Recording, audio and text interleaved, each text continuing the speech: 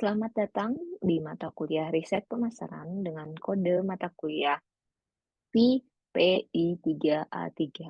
Pada kesempatan kali ini kita akan menjelaskan mengenai materi metodologi penelitian kuantitatif.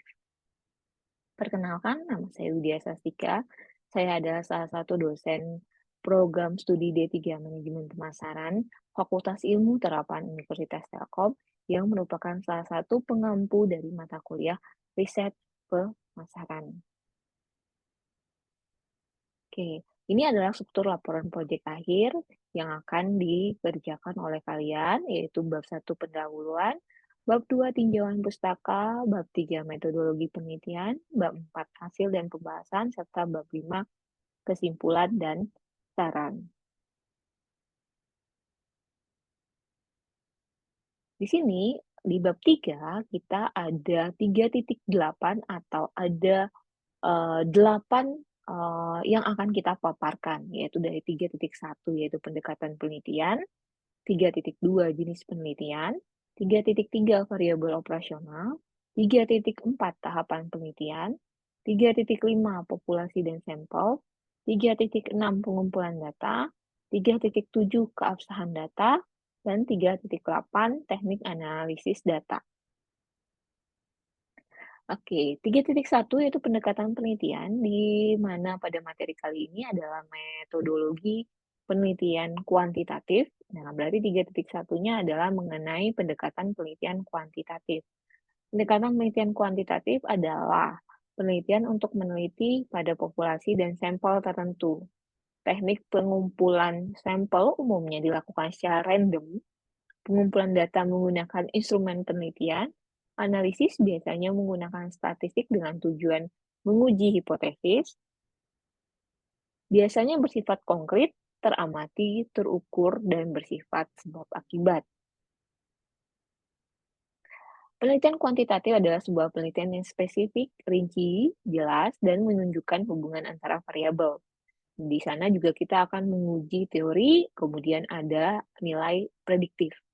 Biasanya pengumpulan datanya menggunakan kuesioner, observasi, dan wawancara terstruktur. Biasanya sampelnya termasuk besar dan random. Lalu menggunakan uji statistik untuk menentukan atau untuk mengetahui hipotesisnya. 3.2 itu jenis penelitian. Nah, pada pendekatan kuantitatif, jenis penelitian adalah penelitian survei, penelitian eksperimen, penelitian ex post facto, penelitian deskriptif, dan penelitian komparatif. Di sini, variabel penelitian. Untuk metodologi penelitian kuantitatif, variabel operasional sangat penting sekali, dikarenakan di sini variabel operasional itu adalah nanti yang akan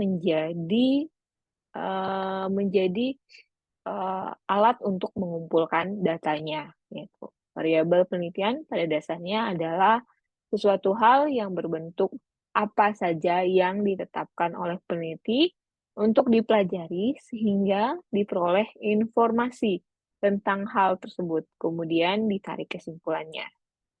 Variabel penelitian adalah suatu atribut atau sifat atau nilai dari orang, objek, atau kegiatan yang mempunyai variasi tertentu yang ditetapkan oleh peneliti untuk dipelajari dan ditarik kesimpulannya. Biasanya variabel di sini ada banyak. Ada variabel independen, ada variabel dependen, ada variabel moderator, ada variabel interveni, dan ada variabel kontrol. Nah, di sini ada yang namanya setelah variabel, ada yang namanya subvariabel atau dimensi, yaitu merupakan sejumlah komponen variabel yang satu sama lain saling terkait dan akhirnya dia akan membentuk satu kesatuan utuh dari variabel tersebut. Kemudian kalau indikator itu merupakan konsep atau kata yang dilengkapi dengan predikat untuk mengukur dimensi. Biasanya indikator itu diturunkan dari dimensinya. Satu dimensi minimal satu indikator. Sepanjang indikator tersebut mampu mengukur dimensi yang akan kita teliti, jika belum mampu, maka harus lebih dari satu. Di sini skala pengukurannya juga banyak, ada skala nominal, ordinal, interval, dan rasio. Kemudian ada juga skala Likert, Goodman, rating, dan sematik.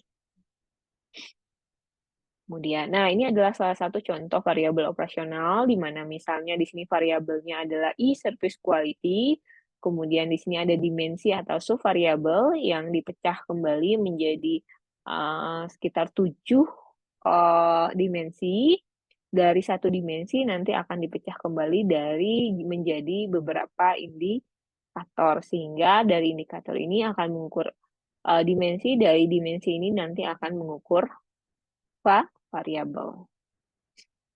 3.4 yaitu tahapan penelitian kuantitatif, terdiri dari kita menentukan terlebih dahulu rumusan masalah, kemudian ada landasan teori, ada rumusan hipotesis, itu yang membedakan dengan kualitatif. Kemudian pengumpulan datanya juga itu ada populasi dan sampelnya dalam keadaan dalam situasi atau dalam sampel yang besar, kemudian ada pengembangan instrumen, kemudian nanti ada pengujian instrumen, yaitu pengujian apabila kita akan menyebarkan kuesioner, kemudian ada analisis data, dan terakhir akan ada kesimpulan dan saran. Ini populasi dan sampel. Biasanya populasi adalah secara general atau secara keseluruhan dari objek atau subjek ya, yang mempunyai karakteristik tertentu. Kalau sampel, sebagian dari sejumlah karakteristik yang dimiliki oleh populasi yang digunakan untuk penelitian. Biasanya yang banyak kita gunakan adalah rumus Lovin dan rumus Bernoulli. Di sini populasi dan sampel, untuk populasi sampel kuantitatif rata-rata mengambil simple random sampling, tetapi kita bisa menggunakan teknik sampling lainnya menyesuaikan dengan penelitian yang akan kita angkat atau sampel yang akan kita angkat. Pengumpulan data di sini ada dua, yaitu data primer dan data sekunder. Data primer biasanya melalui kuesioner, biasanya melalui focus group discussion atau panel, biasanya berdasarkan wawancara terstruktur kepada narasumber, kemudian data primer ini perlu diolah kembali.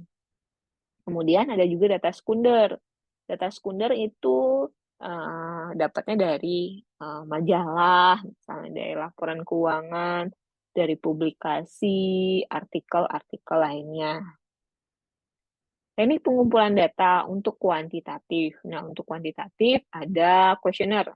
Berarti kita menyebarkan kuesioner ke responden atau ke objek yang akan kita jadikan responden penelitian kita. Kemudian studi pustaka, biasanya kita mencari teori-teori yang berhubungan dengan permasalahan tersebut. Kalau wawancara, ini lebih ke kita menggali atau bertukar informasi terhadap sesuatu yang akan kita angkat di dalam penelitian tersebut. Kemudian observasi. Kemudian ada uji keabsahan data. Untuk 3.7 adalah uji keabsahan data. Untuk uji keabsahan di kuanti, ini di kuanti ya, yaitu uji validitas dan uji reliabilitas. Uji validitas adalah instrumen tersebut dapat digunakan untuk mengukur apa yang harus diukur. Contohnya adalah misalnya kita akan mengukur e-service quality, berarti dimensinya benar bisa mengukur e-service quality atau bisa mengukur variabelnya. Untuk uji reliabilitas itu adalah di sini adalah tingkat kepercayaan atau keterandalan dari dari kuesioner yang sudah kita bikin. Sehingga apabila kita istilahnya adalah tingkat kepercayaan dari pembuatan atau dari pertanyaan yang kita ajukan kepada responden tersebut dan kestabilan hasilnya juga.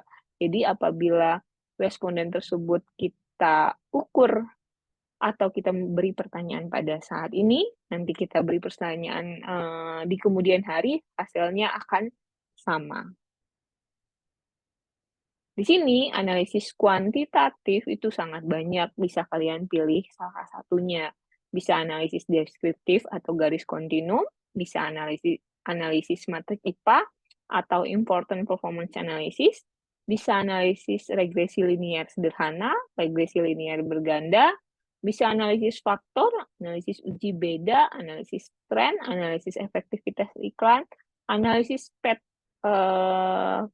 atau PET analisis itu dipersilahkan. Sesuaikan dengan penelitian atau masalah yang kalian akan angkat. Oke. Oke.